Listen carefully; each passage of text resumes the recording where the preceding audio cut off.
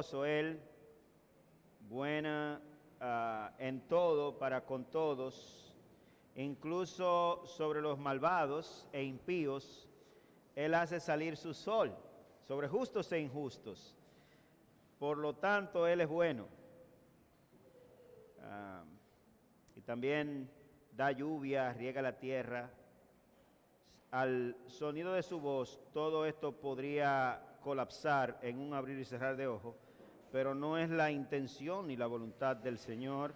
De hecho, hermanos, a menudo muchas de las cosas malas que el Señor claramente permite que pasen en el planeta, las permite con un propósito definido, y casi siempre Él está procurando alertar a los santos y a los que no son santos también de tales cosas. Muchas veces la maldad que nosotros vemos que nos aprieta de dolor y no entendemos, el Señor sí sabe y está intentando un fin bueno con ello, y eso es interesante. Miren, la semana pasada nosotros comenzamos a hablar de cuándo y cómo será el fin del regreso de Cristo. Cuándo y cómo será el fin y el regreso de Cristo. Usted podrá quizás preguntar, bueno, lo que pasa es que para el cristiano eso es extremadamente importante. La esperanza, la gloria del cristianismo es justamente la esperanza que tenemos en el retorno de Cristo. Lo que hace que nuestra fe sea tan fuerte y y nos sintamos gozosos y nosotros tengamos también aliento casi en cualquier cosa, no es solo lo que ya pasó por nosotros en la cruz, que es mucho, es suficiente, ¿verdad? Porque nos salvó. Pero imagínese usted una salvación sin gloria. ¿Qué salvación sería esa? Bueno, me salvaron, pero no tengo gloria. Te quedaste con la pena, ¿verdad? Entonces, el centro, el punto álgido de la fe cristiana es la esperanza que tenemos que nos dio nuestro Señor. Y en esta mañana nosotros veremos 5 cosas que acontecerán que no definen el momento del fin. La semana que viene entonces veremos 2 cosas que sucederán que plantean el inminente fin. Pero la semana pasada nosotros estuvimos hablando sobre lo que definía la escatología judía. La escatología judía, o de los judíos, de los tiempos de Cristo y de antes, estaba definida por 2 lugares. Esos 2 lugares que definían la escatología o la doctrina de los tiempos del fin de los judíos eran el templo y Jerusalén. Pero esas no son las señales del fin para nosotros, que es de lo que Cristo va a hablar con sus discípulos.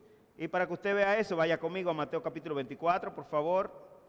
En tanto usted busca su pasaje, yo quiero ilustrar, si se quiere, lo que vamos a decir en este sermón, porque intentaré quizás ilustrar un poquito lo que ya el Señor dijo en su sermón escatológico o de la doctrina de las últimas cosas en Mateo 24 y 25, pero Él dijo lo siguiente: todas estas cosas que yo le estoy diciendo que van a pasar son apenas principios de dolores.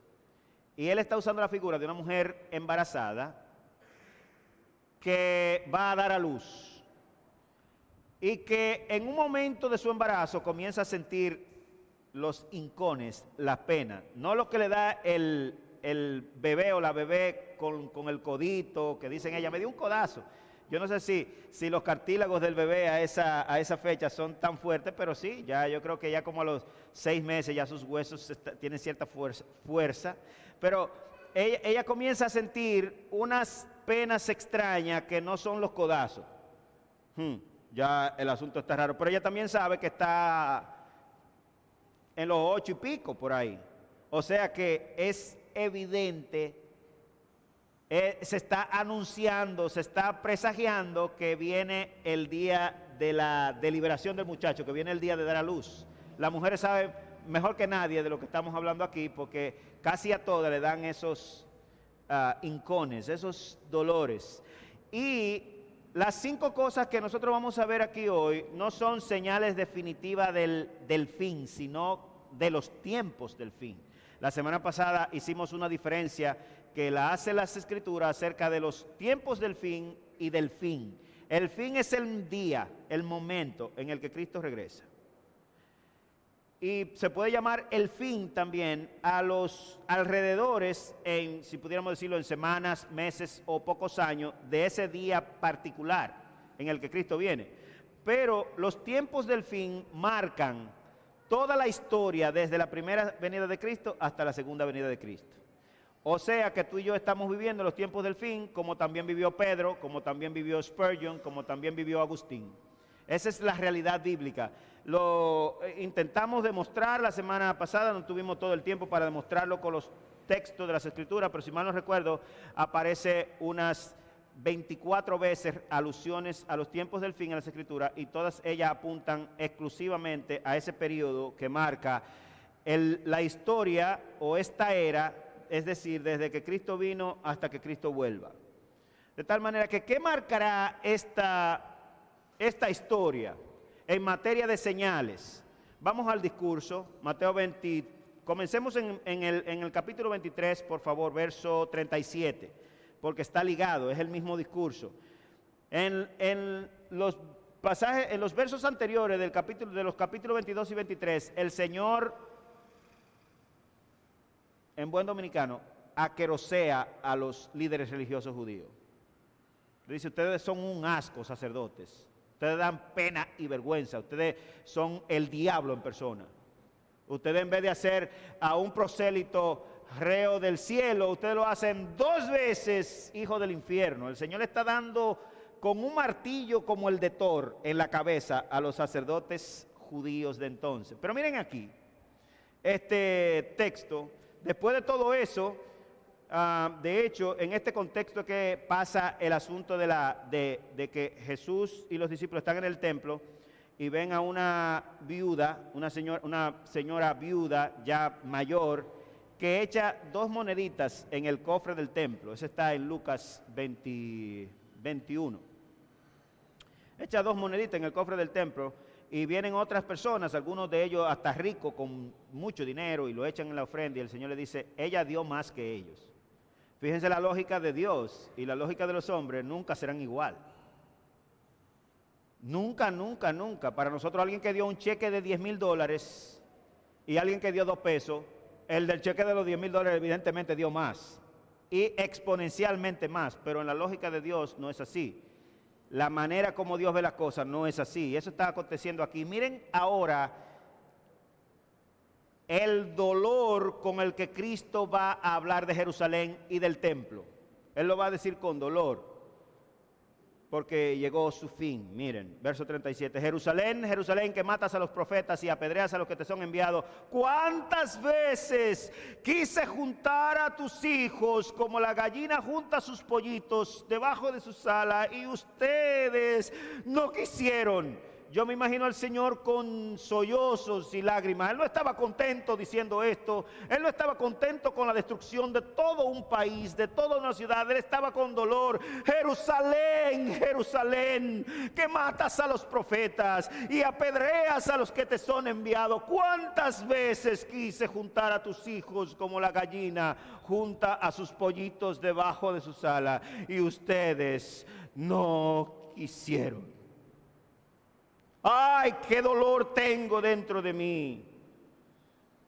Y ustedes no quisieron. Miren lo que dice él entonces: vuestra casa os será desolada. Jerusalén será desolada. Pues os digo que desde ahora no volveréis a verme hasta que digáis: bendito el que viene en nombre del Señor. Una desolación total, pero no se queda ahí. Mire el capítulo 24, verso 1. Jesús salió del templo, y cuando ya se iba, se acercaron sus discípulos para mostrarle los edificios del templo. Respondiendo, él les dijo: ¿veis todo esto?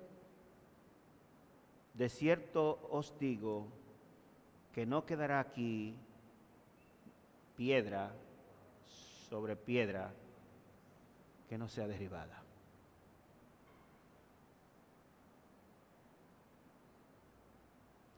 Y miren la respuesta de los discípulos ante dos íconos que marcaban la escatología del judío, el templo y Jerusalén. Eso no puede ser, Señor. Bueno, y si puede ser, explícanos, porque de verdad que estamos cero. Estamos perdidos, Señor. Y el Señor comienza a explicarle, miren lo que ellos preguntan.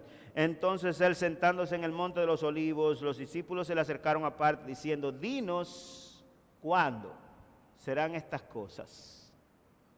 ¿Cuáles cosas? La destrucción de Jerusalén y del templo. Está clara la pregunta. Pero ellos no se quedan ahí. Dice, ¿y qué señal habrá de tu venida y del fin del siglo? La segunda pregunta es una sola pregunta. Ellos ya estaban claros que el fin del siglo coincidía con la segunda venida de Cristo. Eso él se lo había explicado. No tenemos el chance de demostrarlo ahora. Pero ellos están diciéndole, Señor, pues dinos cuándo serán estas cosas y qué señal habrá de tu venida y del fin del siglo. Pero todavía en su mente ellos ven una correlación entre la destrucción del templo y la venida del Señor. Pero el Señor le va a decir, él le va a explicar con detalle. Entonces miren cómo el Señor comienza a explicarles. Verso 4, respondió Jesús y le dijo, mirad que nadie os engañe porque vendrán muchos en mi nombre diciendo yo soy el Cristo. Y a muchos engañarán, oiréis de guerra y rumores de guerra, mirad que no os turbéis porque es necesario que todo esto acontezca, pero aún no es el fin. Ojo ahí.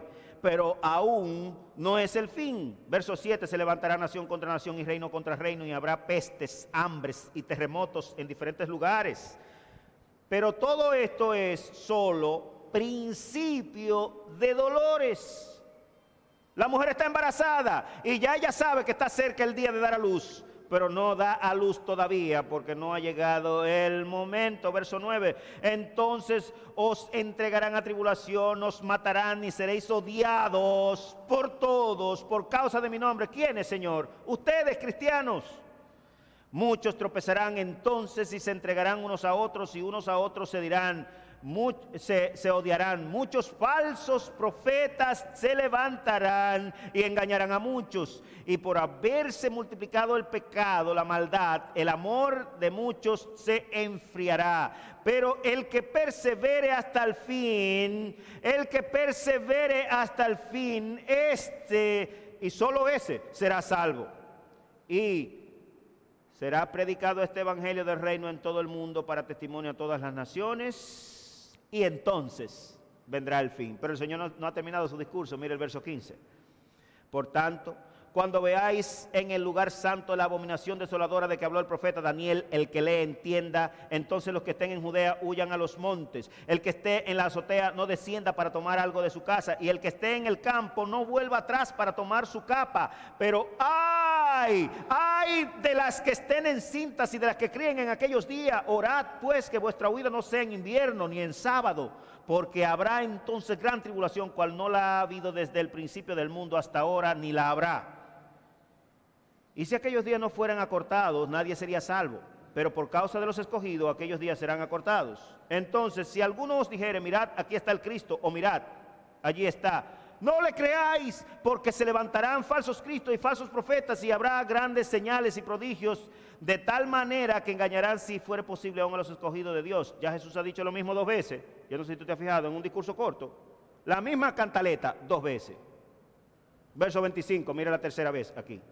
Ya os he dicho antes, así que si os dijeren, mirad, está en el desierto, no salgáis, o mirad, está en el aposento, no le creáis, porque igual que el relámpago sale del oriente y se muestra al occidente, así será también la venida del Hijo del Hombre. Donde quiera que esté el cuerpo muerto, allí se juntarán las águilas. Señor, tu palabra es, danos luz para comprender cualquier asunto, Señor, que necesitamos comprender, Señor, en este preciso momento de la historia, donde claramente la mujer está encinta y nosotros somos testigos de los principios de dolores. Háblanos al corazón y ayúdanos a vivir por y para ti, Señor, en los méritos de Cristo. Amén.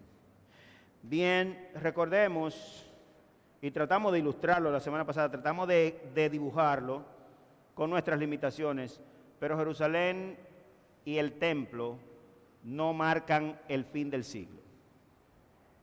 No tiene nada que ver con el fin del siglo. Excepto, dijimos, el asunto netamente geográfico. Para que entiendan lo que queremos decir con ello, este templo que está aquí es un templo de Dios, entendemos nosotros por lo menos, ¿verdad? Un templo del Señor. Pero si usted lo quema y lo vuelve polvo, usted no le ha hecho nada al Señor con ello. Porque yo no habito en templos hechos por manos humanas, sino que yo habito en el corazón de los hombres. Y morada del Espíritu somos tú y yo. La iglesia no es este templo en otro orden, somos tú y yo. Es la iglesia de Cristo, el cuerpo de Cristo, formado por hombres y mujeres redimidos en un lugar particular, que se reúnen en un lugar particular para darle culto y honra al Dios del cielo. Los lugares físicos son netamente referencia geográfica y no tienen ningún otro sentido. Lo mismo pasó con el templo y pasa con Jerusalén. Solamente un referente geográfico. Después más nada.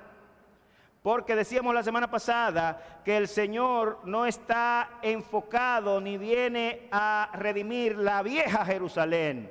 Él viene a traer consigo la nueva Jerusalén. Y el ideal de Dios no está puesto en la vieja Jerusalén, sino en la Jerusalén venidera que viene según la visión que le dio a Juan en Apocalipsis capítulo 21.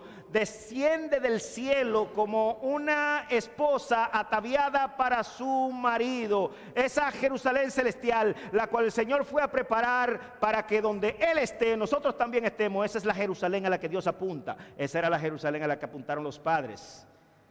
Abraham, Moisés, Noé, lea para que usted vea Hebreos capítulo 11, dice que ellos estaban enfocados y anclados no en la Jerusalén que habían dejado o en la ciudad que habían dejado, porque incluso tenían tiempo para devolverse, sino en la Jerusalén celestial. ¿Cuál es el monte de Dios?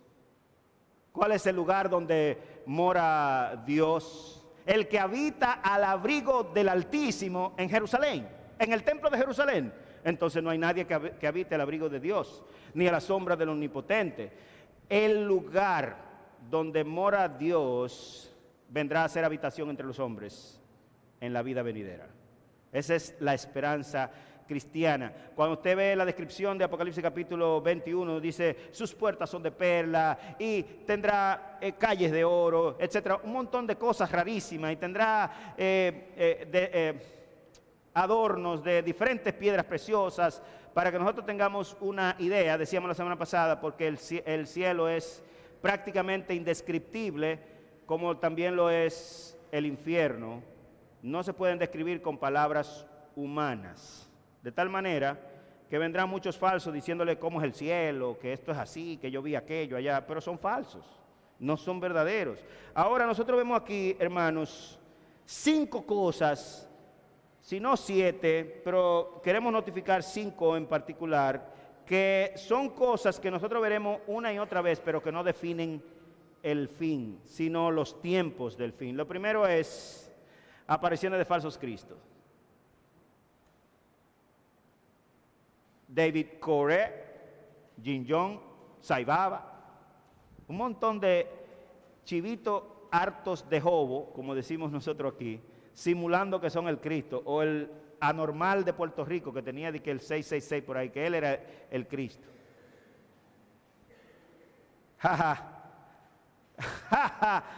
Me da ganas de reírme, porque la señal del Hijo del Hombre será inequívoca. Él aparecerá en las nubes y todos los santos ángeles con él, y todo ojo le verá, aun los que le traspasaron. Todo ojo le verá. Cuando Cristo vuelva, no necesitará presagio de ningún tipo, no necesitará anuncio de ningún tipo. Su venida misma será el anuncio, y lo único que usted oirá de repente es que los oídos se le van a poner largos, así, cuando el séptimo ángel toque la final trompeta, porque sonará la trompeta, y al toque del son de la trompeta del arcángel de Dios, erguíos, porque veremos a Cristo viniendo en las nubes del cielo con gran poder y grande gloria. Así que, ¿para qué gastar tiempo hablando de esos chivitos hartos de jobo que se llaman Cristo, que han aparecido en todas las épocas? En el catolicismo romano usted ve que apareció un tal divino niño aquí, eso es basura, hermano, esos son falsos Cristos, eso no es nada. De hecho, la Biblia lo cataloga a ellos de falsos por estar presagiando venidas de Cristo. Cristo no ha venido nada, cuando Él venga será evidente. Eso es lo que el Señor nos está anunciando aquí. La segunda cosa es guerras y revoluciones sociales. Ajá, Cristo, entonces dime, ¿a qué tú te refieres? Porque, hermanos, han habido 15.000 guerras en la historia humana, guerras internacionales, aparte de decenas de miles de sediciones internas y de revueltas, como la longeva guerra de las FARC, por ejemplo, o digamos revuelta civil de las FARC en Colombia, por ponerle un caso. Hay más de 30 países con ese mismo problema en este preciso momento que tienen décadas y no han podido salir de la desgracia. Pero guerras, 15.000 guerras.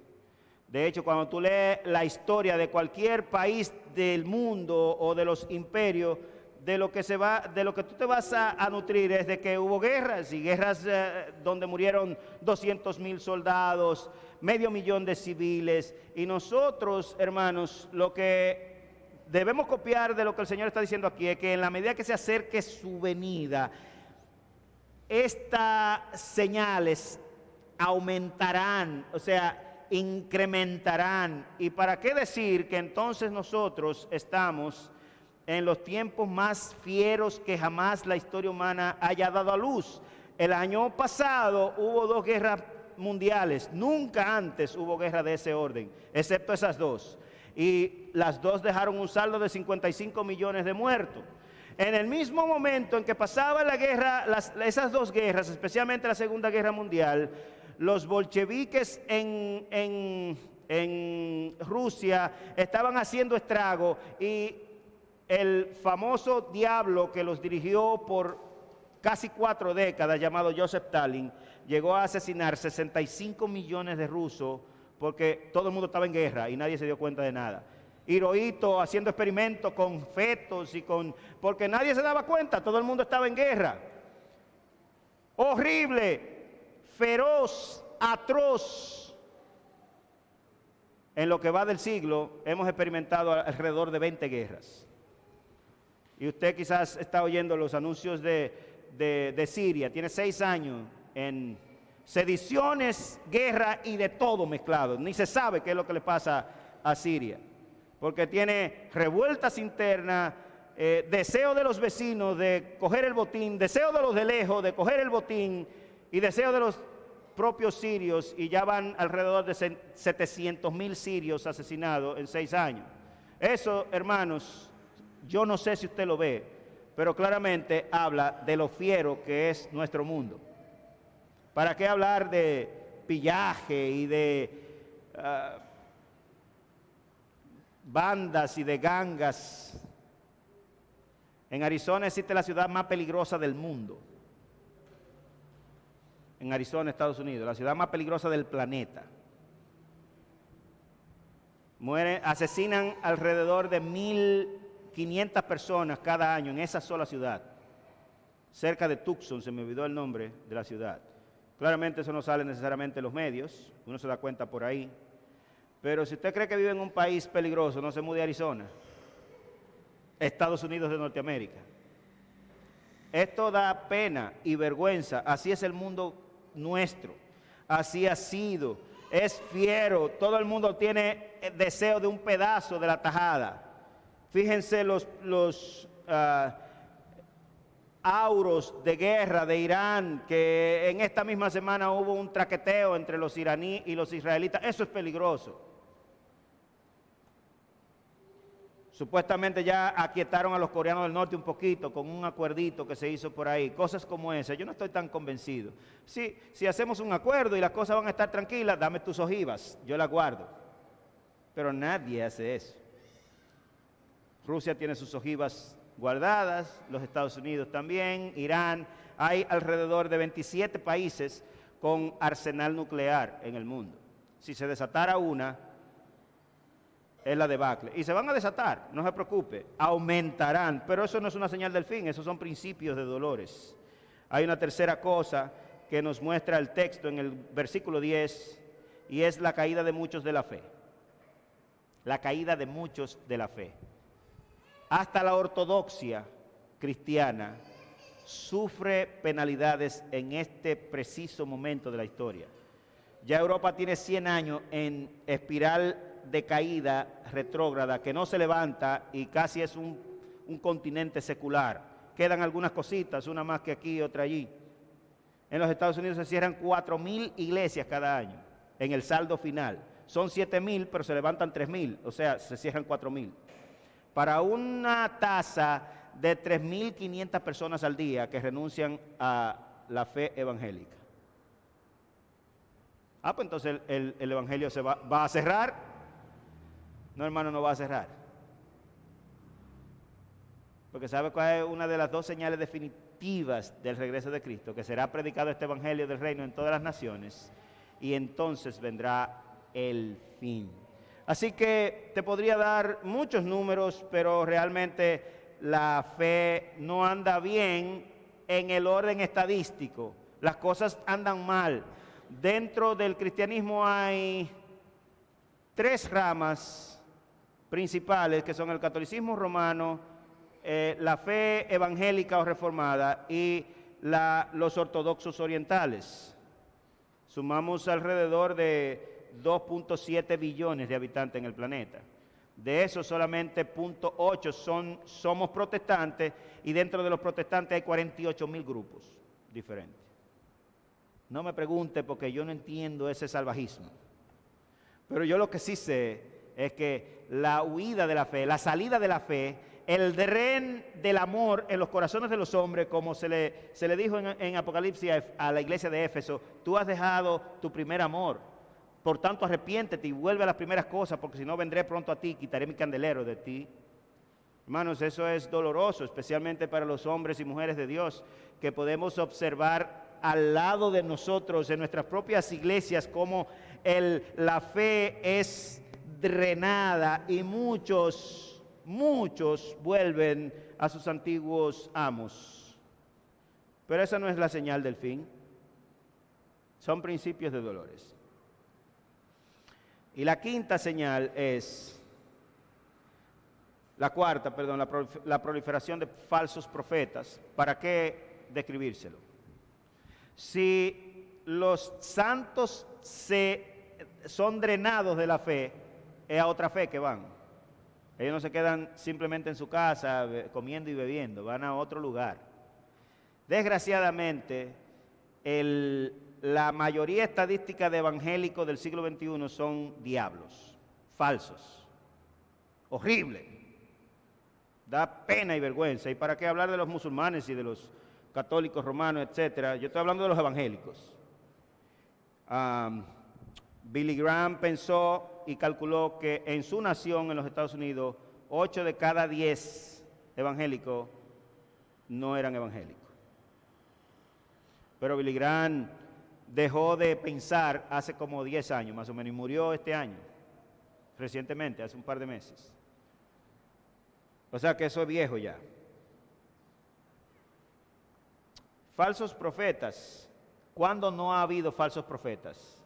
En los días de Jeremías todos eran falsos. En los días de Ezequiel el grueso de los profetas eran falsos. En los días de Daniel también.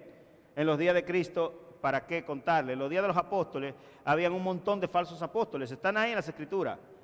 Pero la idea del Señor es que a medida que pasa el tiempo, los falsos profetas serán tanto que nosotros quedaremos boca abierta de tantos falsos profetas y falsos pastores y falsos maestros y falsos cristos. Harta la tierra está de todos esos perversos. Harta. Hasta yo estoy harto de ellos. ¡Wow! ¡Qué lío! ¿Y qué problema? Y la última señal, que no es el fin, pero que dice que se está cociendo algo, que la mujer está por dar a luz, que ya los dolores se le están intensificando, es el aumento de la maldad. Yo lo mido en los matrimonios, el aumento del pecado y el enfriamiento de las afecciones correctas y todo eso en la misma familia. Cuando usted ve que un hijo que salió de las entrañas de una mujer arremetiendo contra ella, eso es el colmo. ¿Y cuántas veces, cuántos anuncios de eso en nuestro propio pueblo nosotros no oímos diario? De un anormal que agarra un arma o lo que sea, o con sus propias manos y le da un golpe a su madre o la vende por lo que sea. Y en el contexto mismo del matrimonio, que se supone que sea la relación más estrecha que hay posible en la humanidad, un hombre y una mujer, las cosas no andan bien. En nuestra región la tasa de divorcio es 1 de cada 2. Y nosotros vemos claramente que el Señor dijo: amad aún a vuestros enemigos. Y yo pregunto, ¿quiénes hacen eso están mostrando el amor de Dios en sus corazones? ¿Quiénes por cualquier cosa están separados o lo que sea? Hermano, eso no es amor de Dios, eso es amor del diablo, si pudiéramos llamarle amor. Eso es imposible, eso no tiene sentido. Porque el verdadero creyente ama aún a sus enemigos. Es que el amor de Dios ha venido a él y él tiene esa capacidad de amar. Más cristianos fueron martirizados en el siglo XX que en los 19 siglos que acontecieron en el siglo XX. Solamente en el siglo XX hubo más muertos porque eran creyentes, oiga, solamente en ese siglo, que lo que hubo en 1900 años de historia cristiana. Y el que sabe de historia tiene que prendérsele aquí un bombillito, porque en los primeros 4 siglos de la historia cristiana, el cristianismo era un mar de mártires. Pero en el siglo XX murieron más que todos sumados desde el año 0 hasta el principios del siglo XX. Impresionante. Impresionante. No hay tolerancia. Ustedes serán odiados de todos por causa de mi nombre. Hermano, un cristiano que no tiene ningún tipo de dificultad, o vive en un país que es completamente cristiano, o es un cristiano raro. Creo que eso no tiene sentido. El cristiano tiene que tener luchas, afanes, persecuciones, y los primeros son los de tu casa, dice el Señor. Me gusta cómo lo definió Gro Brundtland, un expresidente de Noruega, refiriéndose a cómo es nuestro siglo, cómo ha sido el siglo del siglo XX. Dijo: nuestro siglo también ha recibido la denominación de siglo de los extremismos, en el que los vicios humanos han alcanzado niveles sin precedente. Así es nuestro mundo. Hermano, y para cerrar este discurso en esta mañana, porque ciertamente todas esas señales no son el fin. Habrá guerras y rumores de guerra, sediciones. Ajá, Cristo, ¿qué nuevo tú me estás diciendo? Porque al momento de Cristo ya iban 6,000 o 7,000 guerras en el planeta. Señor, pero dame una señal más definitiva. No, yo te estoy diciendo lo que va a pasar y te estoy diciendo que esto va a ir en aumento y nosotros somos testigos de ello. Si no me acuerdo mal, el presidente Obama libró 7 guerras, solamente el presidente Obama en su periodo. Pero guerras sofisticadas y de alto alcance. Yemen, Afganistán, se me olvidó donde Gaddafi era presidente, etcétera. 7 guerras fatales. Y ya este presidente de los Estados Unidos, nada más estoy tomando ese referente, ya lleva un par de anuncios. Nada nuevo, pero se intensificarán. Como les dije hace 3 años que prediqué este mismo sermón, esas armas de destrucción masiva, aviones, drones, que lo fabrican en masa, las potencias, no son para guardarlos en un museo. Ellos tienen claras intenciones con ellos. No van a estar gastando, un dron cualquiera cuesta $2,000 millones a construirlo, para tenerlo de lujo en un museo, ¿verdad? Los están usando y lo van a seguir usando.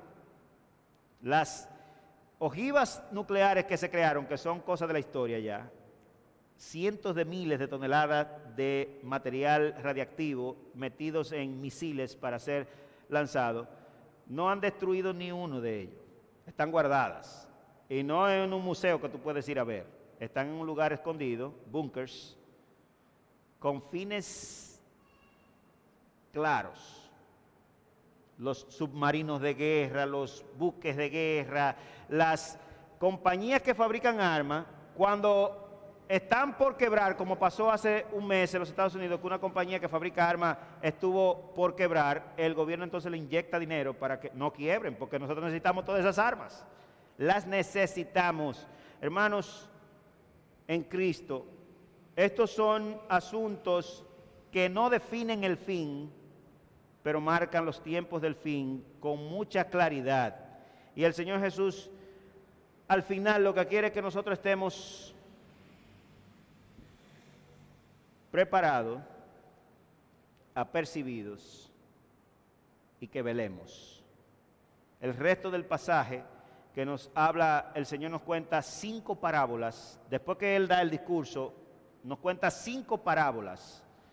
Y las 5 tienen la intención de que nosotros veamos que realmente lo que nos toca a nosotros es estar preparados. La parábola de la higuera y el verano. Cuando ustedes vean que ya, para adaptarlo a nuestro entorno, cuando ustedes vean que ya los mangos están de ese tamaño, ya va a llegar el verano. Ya está llegando el fin de junio, porque ya en junio ellos comienzan a madurar, a pintar, a final de mayo comienzan a pintar. Cuando tú veas eso es porque ya el verano está cerca. Otra parábola, como en los días de Noé, o un símil en este caso, como en los días de Noé será la venida del Hijo del Hombre. ¿Qué? Bueno, que Noé estaba predicando y tenía el barco ahí casi terminado y diciendo a la gente, miren, vengan que viene diluvio. ¿Y qué hacía la gente? Nadie hacía caso, nadie se le importaba. Lo que me imagino que hacían era, le decían que Noé lo que era un loco. ¿Y este loco? ¿Y este anormal? ¿De dónde habrá salido? La tercera parábola fue la del mayordomo infiel. Una parábola, un ejemplo. El Señor dejó a esta persona administrando sus cosas, se fue lejos y le dijo que él volvería un día. Cuando se va, el mayordomo comienza a administrar bien las cosas y todo va bien, pero después se harta, se cansa y comienza a hacer las cosas diferentes a como le dijo su amo o su maestro. Incluso a golpear a los que están debajo de su tutela y a esto y aquello, a beber, así mismo dice el texto, a hacer fiestas, etcétera. Y de repente viene su señor y allí es el fin y el dolor de aquel amo. Y después está la parábola de las 10 vírgenes, 10 prudentes y 10 insensatas, o en buen dominicano, 10 sabias y 10 burras, perdón, 5 sabias y 5 burras. Las 5 burras le importaban, ellas estaban vestidas ahí más o menos y tenían sus cosas y iban de vez en cuando a la iglesia y estaban en esto de vez en cuando, pero no estaban en eso. Vino el Señor, adiós amigas. Pero las 5 sabias estaban en eso. Su aceite, que es el símbolo, nunca le faltó un poquito. Siempre que le faltaba un chin, ellas iban y le echaban. Y le echaban. Cuando la botellita, pero ven acá, pero el novio está tardando en venir. Mira, se nos está acabando el aceite. Vayan y compren si ustedes quieren. Nosotros estamos claros en esto. Así es esto, hermano. ¿Cómo yo sé que yo tengo pasión por Dios, que soy creyente, que estoy en las cosas de Dios, porque tienes pasión por las cosas de Dios, porque te interesan estas cosas, no son un asunto de un día. Y en ese orden tú puedes ser o sabio o insensato, para usar el término de las Escrituras, ¿verdad? Pero realmente la mayoría de gente no sabe bien lo que es, pero es un burro en pocas palabras. Y la última parábola fue la parábola de los talentos. O sea, 5 parábolas que nos dicen a nosotros que nosotros debemos estar ready, listos, preparados, apercibidos, porque el fin viene seguro. Y las señales que nosotros estamos viendo no definen con exactitud cuándo es el fin. Por lo tanto, ¿qué importa que venga dentro de 10,000 años? Son asuntos de Él. Nosotros sabemos cómo andan las cosas. Pero si viniera dentro de 10,000 años, yo me voy dentro de 50 o 40 o 30 o 20. A mí me conviene. Yo soy perecedero. Y yo lo más que duraré quizás son 80 o 90 años, cuanto más. Por lo tanto, debo estar preparado. Ese es el mensaje final y la exhortación del Señor a nosotros en esta mañana. Dinos cuándo serán estas cosas y qué señal habrá de tu venida y del fin del siglo. Miren, le voy a decir primero qué cosas no son las señales del fin. Esta, la otra, las que yo les conté, no son señales del fin. Son señales de los tiempos del fin, o sea, siempre van a tenerlas. Señor, pero dinos cuál señal habrá de tu venida. El domingo terminamos con esta serie y veremos 2 asuntos que marcan el mismo momento del fin y el retorno de nuestro Señor Jesucristo. Hermanos, estemos preparados, estemos apercibidos, no perdamos nuestro amor por Cristo, nuestro primer amor. Eso es fatal. Cuando un esposo pierde el primer amor que tenía por su cónyuge, comienza a serle infiel y comienza a hacer de todo, y ese asunto se acaba. La llama del amor debe estar flamante y siempre con aceite o siempre con combustible. No dejemos que nos pase. El Señor nos bendiga en esta mañana. Quisiéramos orar, cerrar orando en esta mañana. Señor, nosotros, ¿quiénes somos para que tú hayas pensado en nosotros y nos hayas puesto cristalinamente enfrente de nuestros ojos las cosas como son, cuáles cosas no deben preocuparnos y cuáles sí deben preocuparnos y cuál debe ser nuestra actitud en todo esto? Gracias, Señor, por hablar tan diáfanamente para nosotros. A los que ignoren, que ignoran. Pero a nosotros tú nos has dado el privilegio de poder entender los tiempos y las ocasiones. Señor, si tu venida tardase 1000 años, aleluya, y si viniera hoy, amén. Para los fines del lugar, en cuanto a lo que respecta a nosotros, es lo mismo, porque si morimos, iremos a tu presencia y estaremos para siempre contigo. Ayúdanos, Señor, a guardar la esperanza cristiana con fervor en nuestros corazones. Y Padre, no nos deje desesperarnos en medio de una generación tan pervertida y tan malvada y tan apartada del amor como en la que vivimos.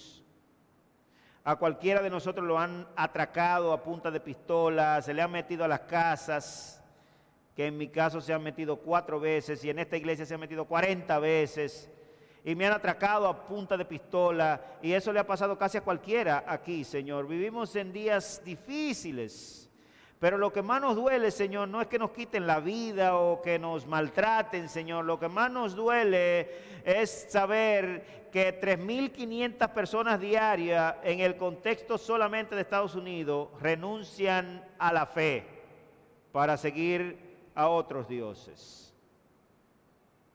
qué dolor y qué pena. Y lo que más nos duele, Señor, a nosotros en el contexto local es muchas veces ver cómo el corazón de tus hijos se enfría y se pone como un hielo y terminan también renunciando a la fe.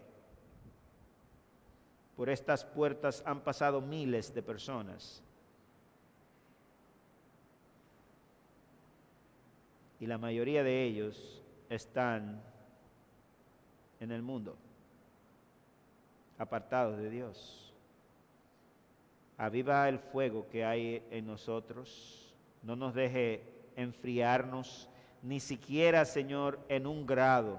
Por el contrario, que esa llama del amor de Dios sea flamante y candente, y que los grados de calor aumenten y aumenten, y que nosotros, oh Dios, podamos estar gozosos al saber tus propósitos y tus planes, y que entre tanto que tú vuelves, Señor, nosotros podamos estar haciendo tu obra y tu voluntad. Ayúdanos, Señor, porque nosotros no podemos. Mira los que han claudicado, los que están por claudicar, los que se han torcido en cuanto al camino de la fe, Señor.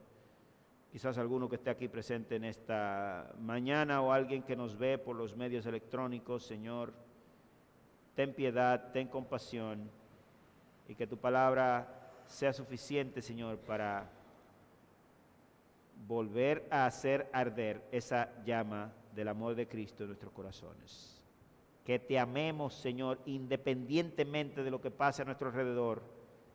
Que nuestro amor por ti sea leal, fiel y verdadero y apasionado. Nuestro ruego, Señor, en Cristo Jesús. Amén. Hermanos, gracias. Tenemos